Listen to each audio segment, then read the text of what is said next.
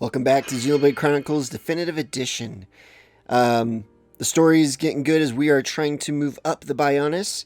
We had to do a ceremony, and the elevator's not working, so it looks like we need to climb. So let's start doing that. You know, it's an important thing in a story. There's a few creative story mechanics. What is it?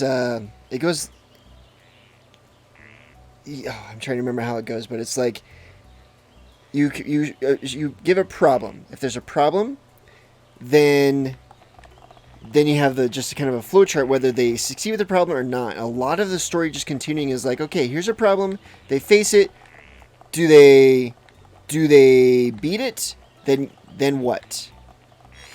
And if you don't, then what are they going to do after that? Like, I don't know if that's making sense. But a lot of times in a story, a lot of what continues a lot of progress is just having a bunch of continuous problems. Like, and then you just have to kind of know if they're going to solve that problem, and if they do, then what are they going to have to deal with next? Let's see which way. I can't really tell which way I'm supposed to go. Maybe either way will work just fine. Yeah, I think so. Ooh, got a little foresight. So this is a wool rock. 3 of them would be warm indeed. Cool. Cool to have Dunban having those cutscenes too. We're just going right up this place. It's nice. It's got an easy way to climb up it. But yeah, I think it's good that in this story they made it where it's not just like everything is just all peaches. You have to actually, find a different way to get up. You have to use your creativity. You have to be determined. That's definitely something they've done well with this game, is making sure that these characters are determined and proactive. Definitely feel like, we're definitely going to go out there and change the world. Beat the Mechon. And avenge those who have fallen, such as Fiora. Alright. Nighttime. This place at nighttime is gorgeous. Oh, man. Look at this. Woo! Love that. That's gorgeous. Alright, gonna keep climbing up.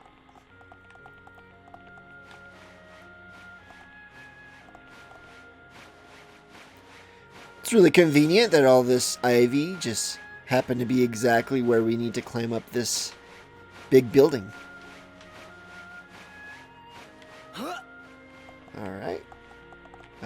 Always take a look around before you just go into the next part. There's definitely things to collect. And these collectibles are things that you can sell too. I'm always a little hesitant to sell them because I don't know if there's something useful for crafting later on. Oh, that's where the elevator is supposed to take us? And it just didn't work. Okay, well hopefully whatever we can do can activate it so we can come back up here again. It'd be awful if I just fell. No, thank you. Alright, let's see what's inside this place. Ryan. Ready to go, Shulk? Yeah. But just hold on a minute. What is it, Shulk? It's about the Monado. I'd like to ask your permission to use it a little longer. Why ask me? The Monado was your sword, but I need it to achieve my goal. So... Don't sweat it. You are far more skillful at wielding that thing than I ever was. Keep it. It's yours.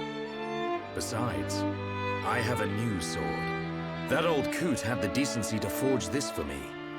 I owe it to him to make the most of it. Dunban. You fought your way this far.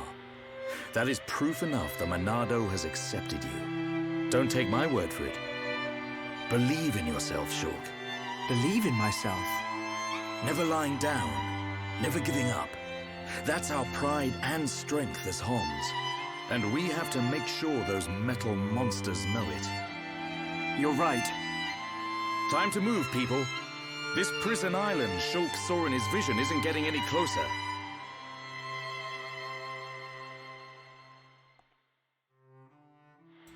That was a nice cutscene. Good things for him to say to Shulk. And it's true. What he said about Homs, or humans. You know, we never give up. And that is something remarkable about humans compared to other races, especially in the fantasy world, like elves, for example. What always made humans stand out was that they're mortal. Their lives end after 70 to 80 years or so.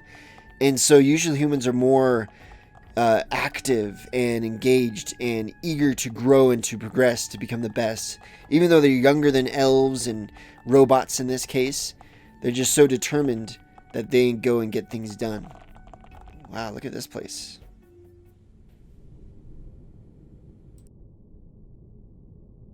What is this place? It's giving me the creeps. At a guess, I'd say we're inside the Bionis.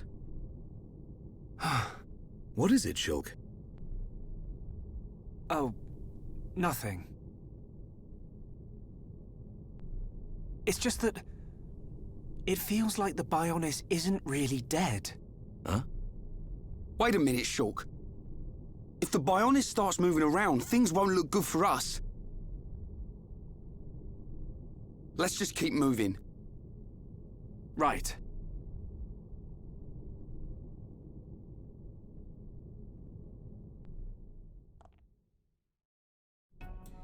He's right. The Bionis doesn't look like it's dead. In fact, this right here, these little, like, things that are poking up from the ground, reminds me a lot of where I'm playing right now in Xenoblade Chronicles 2 in Leftheria, the archipelago. We had to go inside a Bionis, and it looked, or not a Bionis, a Titan, and it looked like this. You hear that sound. I don't know if you can hear it really well, but it sounds like we're stepping on gooey, squishy stuff. The third lung. We are inside the Bionis. And so yeah, if what Ryan said is true, if the Titan, the Bionis, is moving around, that does not look good for Homs. They're all gonna die. But that makes me wonder then, you know, were there Homs that lived back when the Bionis and Mechonis were fighting? Or were humans created sometime afterward? And was it the Bionis that made the humans? What's up, Mechon Traveler? I never expected to see anyone else in this place. You want to go up to the top? Wait where water swooshes up. It'll shoot you really, really high. Okay. So there's like not much of a quest or any like hidden secrets here. And yet they did such a good job. They put a lot of effort just to make this place look amazing. Like you're inside a giant Titan. That's pretty cool. And I love how fast we can swim. Whoa. What if we have to wait for it? Alright, we just wait right here. And wait for another blast.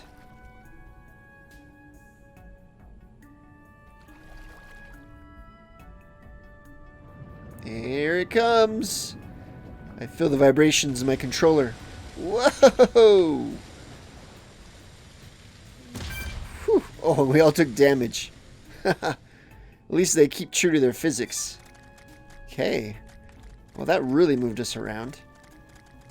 Definitely get the sense that we are moving up the Bionis. It's nice that it's kind of well lit inside this creature. I feel more powerful. The upper trachea, which is getting close to its mouth kind of area, like throat. That's the trachea.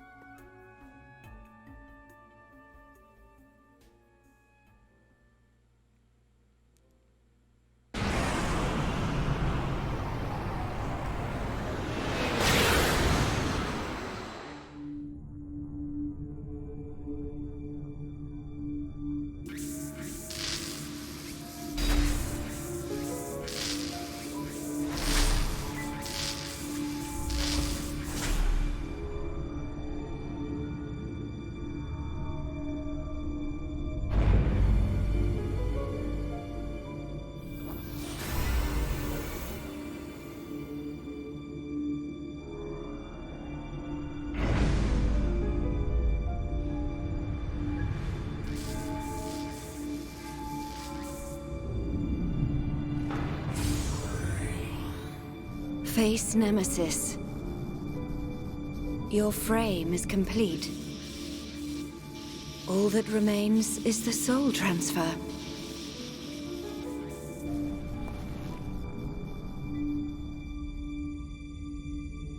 That damage. Does a weapon exist that can melt face armor? How? Lady Vinaya, Master Egil wishes to see you. Understood. Tell him I will see him when this face is complete. Acknowledged.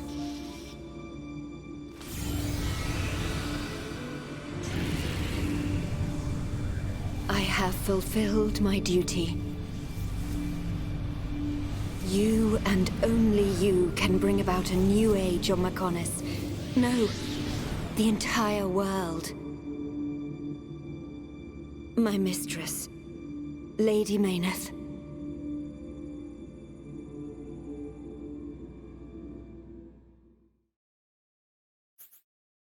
What? That was crazy. That just answered a lot of questions and gave me a lot more questions. Holy cow. Well,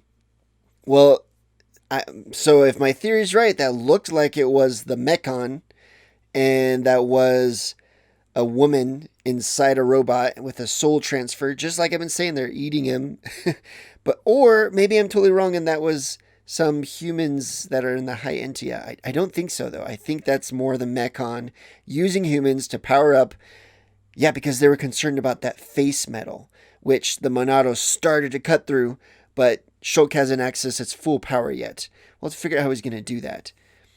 Anyway, what would be sad is if all that Shulk has to do to unlock the true power of the Monado is just get really emotional. That's kind of what Dragon Ball Z does with turning Super Saiyan. They just get really emotional and suddenly they break through. Like, that wouldn't be consistent because Shulk got like super emotional when Fiora died and when Ortharun was about to die. And like, he keeps doing it. But, I wonder if maybe he just hasn't gone there far enough, and that's what's got to break through the Monado. Anyways, that really answered a lot of questions, and like I said, gave more questions too. And that's good in a story. That's how they should tell a story with, because every little bit you get, the reader's just kind of playing this magic show where it's like, all right, here's a little trick, and with that, I'm going to give you a little bit more to wonder about. It's just got that hook and bait, and he's reeling us in. So, anyways, I'm eager to continue, but we're going to go ahead and end this episode here. Next episode looks like we'll be going into Chapter 7. So if you've liked it so far, hit the like button, and I'll see you in the next episode.